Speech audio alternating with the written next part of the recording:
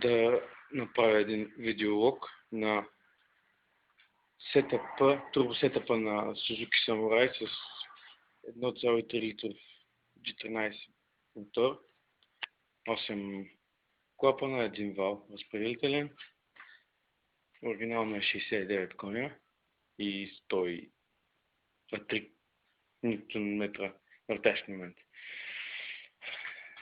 Сетъпа, който съм направил, турбина от дизелов Opel с Isuzu мотор 1,7 литра. Както виждате, доста малка турбинка, доста малка топла част, който разполага за по-бързо развъртане на по-ниски обороти и създаване на налягане в по-ниски обороти. Тук долу под бронята се вижда същата кола интеркулера.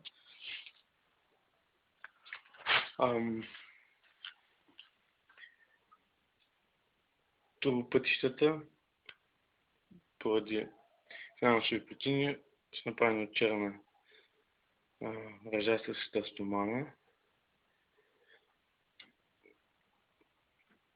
Болов клапан, имитация на HKS, но въпреки това върши работа. Регулируем, двустъпален. Този сетъп работи само на пропан-бутан, тъй като нямам допълнителна електроника за управляване на гориво, както и бензинова помпа с по-голям дебит, нито регулатори, нищо. Така или иначе, това е кърбата, която трябваше да е доставила бензин преди това. И съответно обратното гориво в момента са вързани последователно, просто за да не влизат боклуци вътре.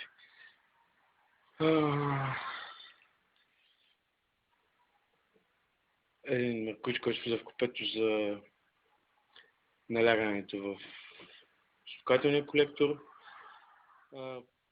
Тази капачка изработи. Съответно тук подаваме газта от изпарителя с два щуцера. Първоначално бях поставил тези щуцери тук, както и тук. Но така или иначе, защото това беше поставих там поради факта, че реших, че при турбо кола така или иначе няма нужда от вакуум, който да засмуква това гориво, защото все пак това е надналяване, и ги поставих там. Защото не беше най-лесно, но се оказа, че в режимите от ниско налягане, т.е. от един вид атмосферен режим в турбо, съответно като дигна оборота мотора и почне да дига налягането, се получават едни такива неприятни процеси на сетване на двигателя, като той губи обороти, пак ги дига и пак ги губи. И това според мен е доста лошо за целия мотор като цяло. И затова се наложи да начин да прибегнем точно до това. Тук е най-стъпният участък, съответно сега в момента тук подавам газта. И двата меркучета и двата този тройник тук. И от него чрез изпарителя, който е съвсем обикновен, най-естин за турски изпарител Мингаз, който мисля, че беше за коли до 110 кВт. Тоест от най-слабите. За да работи в турбо режим обаче, двата капака, този тук и същия от другата страна, са пробити. Съответно единият пробити е поставен щуцер, а другия му е поставен Всъщност не, те си бяха пробити така или иначе, просто на отворите поставих щуцери и там съответно единия имаше два отвора, единия го запуших, другия поставих щуцер, а в другия просто поставих щуцер, като нарязах ръзба на отвора, и два меркуча, които идват ето тук в този тройник. Съответно това от едната страна, едната мембрана, това е от другата страна, другата мембрана. И на тях подавам над налягането, което се създава в смукателния колектор. Точно Ето тук. Съответно има значение налягането преди колера и след колера.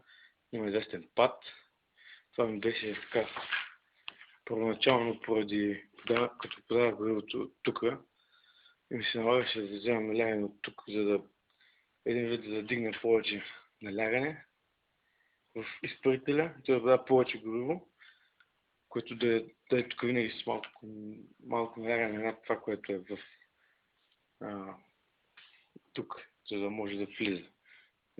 Така или иначе, не знам поради каква причина, така беше единствения начин, който работеше и така го карах известно време.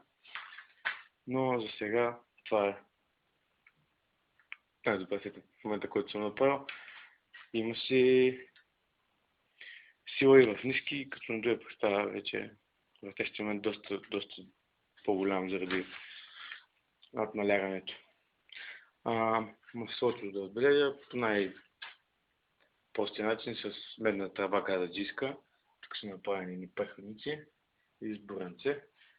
И маслото го вземам долу от датчика за масло, за налягането на маслото с един торник. Всъщност с два торника, за да мога да също така и да измервам налягането. Ето този синички мъркуч тук. Той отива в купето и меря налягането на маслото. Съответно другия датчик той е просто с ключ. Когато стигне 0,5 бара, този ключ се затваря и лампата не свети. В момента този мотор го карам с Moto 20V60, пълна синтетика, от серия 300V.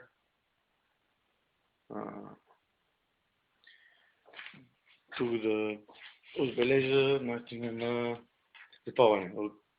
Запазва се в оригиналната система, така иначе този мотор беше с електрическо управление, има си еко. Ето тук влиза се напрез кабелите в екото. Има мап сензор, ето го тук, който в момента е качен изцяло. Всъщност купонга не е качен, но така иначе той не е закачен в смукателен колектор. TPS, който също е откачен. И в общи линии, в момента в който се откачи TPS-а, компютърът вече работи в авариен режим. Като в този режим той поставя предварението, някакво статично предварение, което е, доколкото знам, 10 градуса. Така иначе не съм го измервал, но това беше начинът, в който намерих и така и след повече от около година този мотор върви така. Съответно в тежки условия на асфалт, нали, това е колата.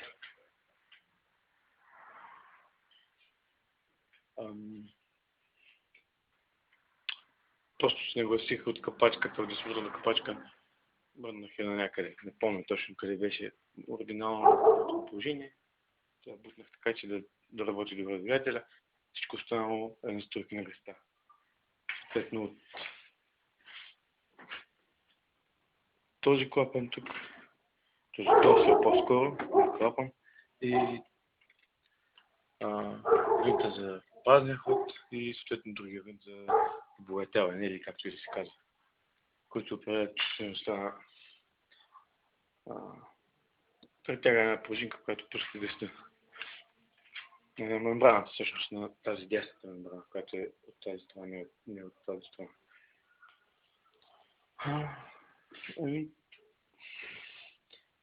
За сега да ви кажа честно, не се сещам друго, така че това е.